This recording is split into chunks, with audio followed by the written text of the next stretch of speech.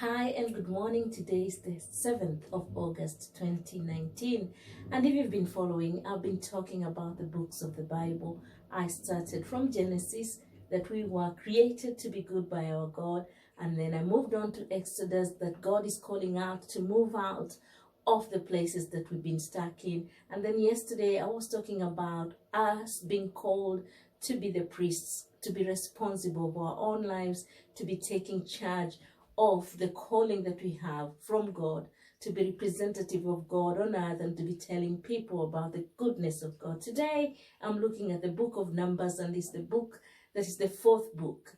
Now, it has a lot of stuff there, rebelliousness, a lot of it. But then guess what? God remains faithful. In as much as people are walking away, in as much as people are complaining constantly, and they were in the wilderness. They ended up spending a lot of time there. 40 years in the wilderness instead of, I hear, the 11 days that they could have spent there. They complained, they murmured, they did things that were against God, but God's presence did not leave them, because He is the one who had called them out of Egypt. He is the one who had called them out of slavery, and there was a promised land that He was going to take them. However, because of their complaining and murmuring and all that, there is a generation that just died in the wilderness because of their rebelliousness.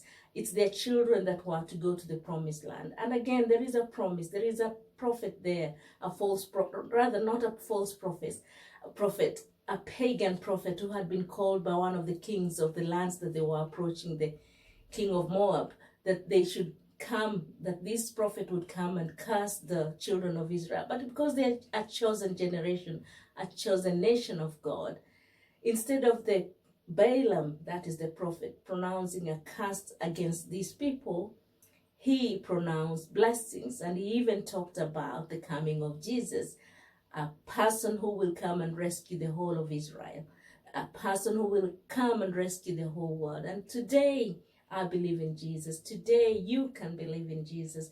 Today, Jesus is our Savior, and He has come to rescue you and me, to restore us back into the relationship with God that was good in the beginning.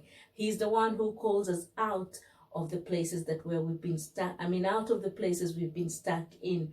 He's the one who is the high priest of all the priests. He's the one who represents us before God, and we have that access to God because Jesus opened the way for us. So have a wonderful day, and know this: your complaining, your murmuring will keep you longer in the wilderness.